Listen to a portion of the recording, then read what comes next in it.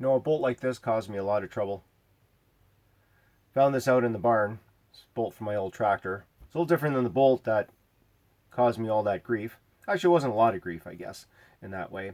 But I want to emphasize the importance of listening to your customer. When I was working for General Motors as a controls engineer on the assembly line, something kept coming up. I kept running into e-stop issues. Line would go down, have to restart it. We'd lose, 10 minutes, 20 minutes of production a day because of e-stop issues. And when we went out to investigate, the guys were saying, yeah, I dropped a bolt on the e-stop cord and that's what tripped the line out.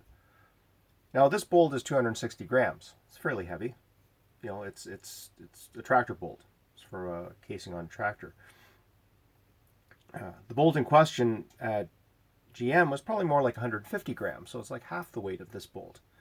And I'm thinking at the time the pull cord, and I'll show you some pictures of that shortly, the pull cord that runs all along our line is fairly hard to pull. Like you have to really give it a pull to trip the e-stop. You can't just accidentally bump into it and cause the line to trip out. So I'm thinking, how can a bolt like this cause an e-stop? And I'm thinking the guys are just goofing around.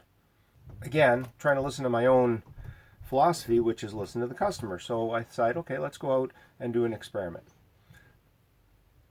So I'm thinking, bolt dropping on an e-stop pull cord, that can't be causing the problem. But if I want to listen to or practice what I preach, it's time to do some experimenting.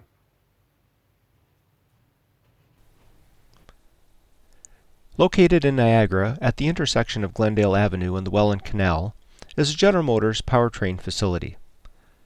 For the better part of my 35-year career, I worked here alongside some amazing engineers, managers, and of course, our talented and dedicated hourly workforce.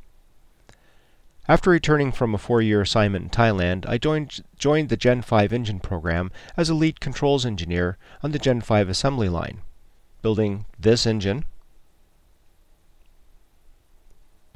carried on these pallets, traveling on this conveyor, to be assembled by our production team. Along the entire length of this line is an emergency stop pull cord, which is the focus of my test.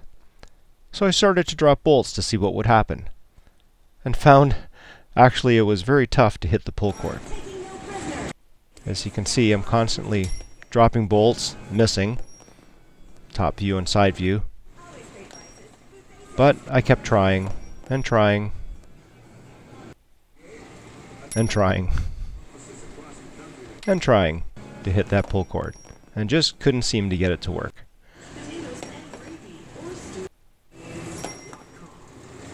And finally, I got a hit. It's like, oh, that's so awesome, I finally hit the pull cord. But then when I looked at the video of what happened on the actual pull cord switch side, there wasn't enough tension or not enough travel to actually trip the cord. I'm going to show you that in a second here. Okay, so these are all good hits on the pull cord.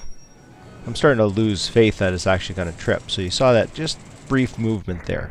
And I zoom in, and you see a very small amount of movement. I'm thinking, well, okay, maybe it's not going to trip after all. Maybe this isn't the problem that we're having.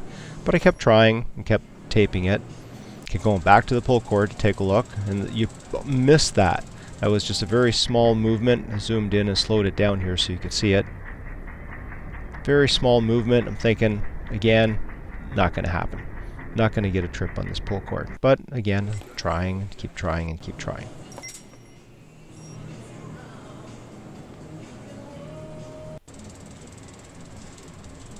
And again, another hit with not enough movement to trip the pull cord.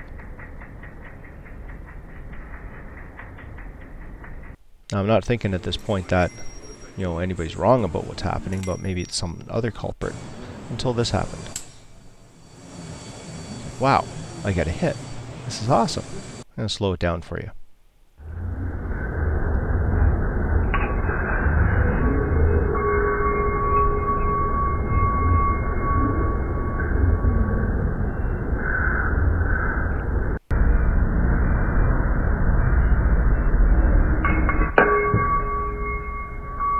Very similar to the other hits we had. But if you really take a look at the pull cord switch, now it's very tough to see, but there was just enough motion there to cause the pull cord to trip. So I had proven that yes, indeed, dropping a bolt can trip out the pull cord. So again, my first thought was, no, these guys, are just pulling my chain. This isn't actually happening. Maybe they're hitting it with their boots, or they're hitting it with other, something else is happening out there that's not really this, 150 gram bolt. But there you go. Listen to your customer, and you never know what you might find out. But always test. Don't just make assumptions.